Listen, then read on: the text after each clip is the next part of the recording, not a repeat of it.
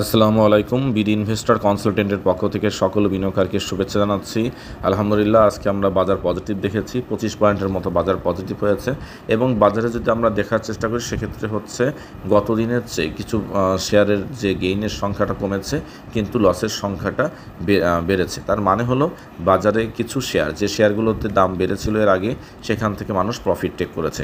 চলুন আমরা ঢাকা স্টক এক্সচেঞ্জের সমন্বিত ইন্ডেক্স ডিএসই এক্স এর মাধ্যমে আমরা আপনাদের এটা জানাতে চাচ্ছি যে আগামীকাল অর্থাৎ সোমবার বাজার কেমন থাকতে পারে। প্রথমে যদি আপনি একটু লক্ষ্য করেন, বাজারে যে ধরনের ক্যান্ডেলটি তৈরি হয়েছে, এই ক্যান্ডেলের উপরের দিকে একটা সলতে বা শ্যাডোর পরিমাণটা বেশি, অর্থাৎ বাজার একটা সময় 5,865 পয়েন্টে চলে যায়। এরপরে বাজার দিন শেষ করেছে 5,829 পয়েন্ট। অর্থাৎ আমরা যদি দেখি বাজার 5,065 পয়েন্ট পর্যন্ত ভালো হওয়ার পরেও সেখান থেকে প্রায় 36 পয়েন্ট কমে এসে আজকে 25 পয়েন্টের মতো পজিটিভ করে বাজার শেষ করেছে। তার মানে যদি বলি, অলরেডি কিন্তু 36 পয়েন্টের একটা কারেকশন হয়েছে, যেখানে চলে গিয়েছিল সে জায়গাটা ধরে রাখতে পারেনি। এটার কারণটা কি?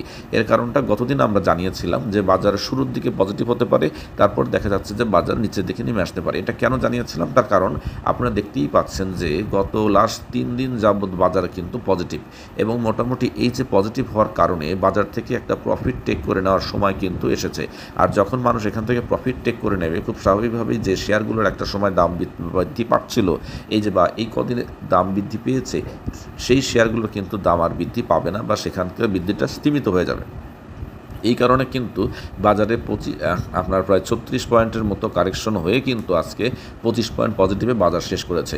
আরেকটা বিষয় আপনারা যদি লক্ষ্য করেন, সেটা হচ্ছে এই ধরনের ক্যান্ডেল বর্তমানে যেটা তৈরি হয়েছে, এটা একটা ছোটো ক্যান্ডেল হলেও, আজকের দিনের ক্যান্ডেল ছোটো ক্যান্ডেল হলেও, আমরা গত নতুন করে যখন 3 দিন টানা 3 দিন 1000 পয়েন্টের মতো একটা বাজার পজিটিভ হলো, সে পজিটিভ হওয়ার পর কিন্তু বাজারে এই ধরনের একটা ক্যান্ডেল আসার পরেই কিন্তু বাজারে কারেকশন তৈরি হয়েছে। খুব স্বাভাবিকভাবে এখানেও আমরা বলতে পারি যে এখানেও একটা বাজার উত্থান হয়েছে, এরপর একটা শর্ট কারেকশনে বাজার যেতে পারে।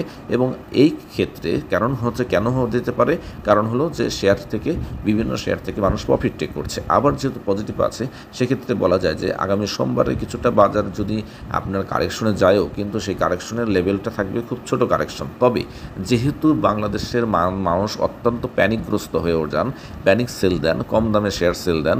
কারণ হলো যে এই যে কমা দেখলেই মনে করবে যে শেয়ার বাজারে আর দাম বাড়বে না, তখন তারা বের হয়ে যাওয়ার চেষ্টা করেন, এবং এই প্যানিক সেলের কারণেও কিন্তু অনেক সময় বাজারে আবারও একটা লসের মধ্যে থাকে এবং একটা কারেকশনের মধ্যে গ্রো করে। তো এই ক্ষেত্রে আপনাদের একটা মাথায় রাখতে পারেন যে ছোটো একটা কারেকশন এই সপ্তাহে আসার সম্ভাবনা রয়েছে।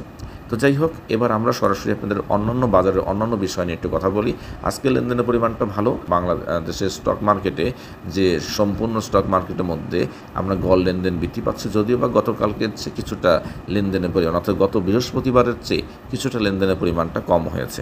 এবার আপনারা যদি দেখার চেষ্টা করেন, সেগুলো সেক্টর ওয়াইজ যে আমরা অ্যানালাইসিস আমরা দিয়েছি, এই যে ফুড সেক্টরের, এই ফুড সেক্টর কিন্তু আজকে টপ লেভেলে ছিল, এবং ফুয়েল সেক্টর নতুন করে উঠে এসেছে। আপনাদেরকে বলি, কাল সকালের মধ্যেই আমরা ফুয়েল সেক্টর নিয়ে একটি অ্যানালাইসিস দেবো। অবশ্যই সেই অ্যানালাইসিসটা আপনারা দেখবেন, এবং যথারীতি বাংলাদেশের শেয়ার মার্কেটে ফার্মাসিউটিক্যাল সেক্টর 3 নম্বর পজিশনে থেকে একটা বড় অবস্থান রেখেছে। টেক্সটাইল বা ইঞ্জিনিয়ারিং এগুলো সেক্টর রয়েছে।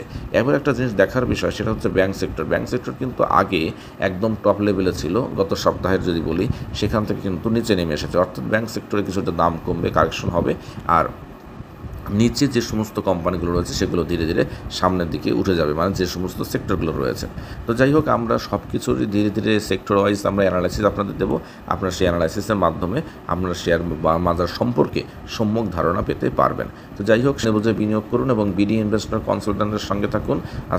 শেষ করছি আজকের মতো। আসসালামু আলাইকুম।